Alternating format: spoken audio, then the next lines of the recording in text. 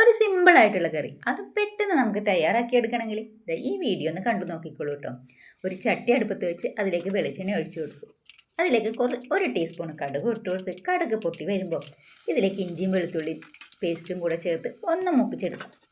ഒന്ന് മൂത്ത് വരുമ്പോൾ ഇതിലേക്ക് ചെറുതായി അരിഞ്ഞ കറിവേപ്പിലയും ഒരു പച്ചമുളകും, നല്ല എരിവുള്ള പച്ചമുളകായതുകൊണ്ട് ഒന്നാണ് ചേർത്തിട്ടുള്ളത് കേട്ടോ. അതും വലിയ പച്ചമുളകാണ്, അത് കഷ്ണങ്ങളാക്കി ചേർത്തതാണ്.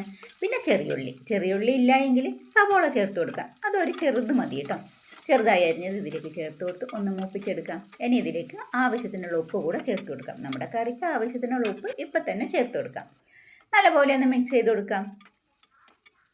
ഒന്ന് വാടി വരുമ്പോൾ നമ്മൾ ഇവിടെ അരിഞ്ഞു വെച്ച ചീര ചേർത്ത് കൊടുക്കാം. ഞാൻ ചുവന്ന ചീരയാണ് ചേർത്ത് കൊടുത്തിട്ടുള്ളത്. നിങ്ങൾക്ക് ഇഷ്ടമുള്ള ചീര ചേർത്ത് കൊടുക്കാം കേട്ടോ.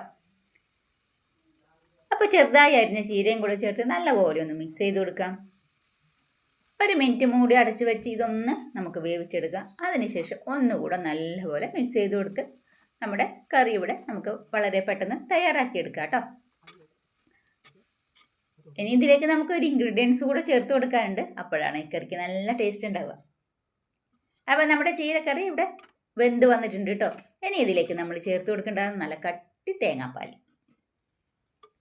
ഇതിൽ നമ്മൾ വെള്ളമൊന്നും ചേർക്കുന്നില്ല. നല്ല കട്ടി തേങ്ങാപ്പാൽ ചേർത്ത് നല്ലപോലെ ഒന്ന് മിക്സ് ചെയ്ത് കൊടുക്കുക. ഗ്യാസ് അപ്പോഴത്തേനും നമ്മൾക്ക് ഓഫാക്കി വെക്കണം. ഗ്യാസ് ഓഫാക്കിയതിന് ശേഷമാണ് കേട്ടോ തേങ്ങാപ്പാൽ ഒഴിച്ച് കൊടുക്കേണ്ടത്. അപ്പോൾ നല്ലപോലെ മിക്സ് ചെയ്ത് കൊടുത്തതിന് ശേഷം നമ്മൾക്കിതിലേക്ക് ഒരു ടീസ്പൂണ് വെളിച്ചെണ്ണ കൂടെ ചേർത്ത് കൊടുക്കാം. വെളിച്ചെണ്ണ കൂടെ ചേർത്ത് നല്ലപോലെ ഒന്ന് മിക്സ് ചെയ്ത് കൊടുക്കാം. വെളിച്ചെണ്ണ ഓപ്ഷനിലാണ്, നിങ്ങൾക്ക് വേണമെങ്കിൽ ചേർത്ത് കൊടുക്കാം. അപ്പം നമ്മുടെ കറി ഇവിടെ റെഡി ആയിട്ടുണ്ട്. അപ്പോൾ എല്ലാവരും ഒന്ന് ട്രൈ ചെയ്ത് നോക്ക്. വളരെ പെട്ടെന്ന് തയ്യാറാക്കുന്ന ഈ കറി.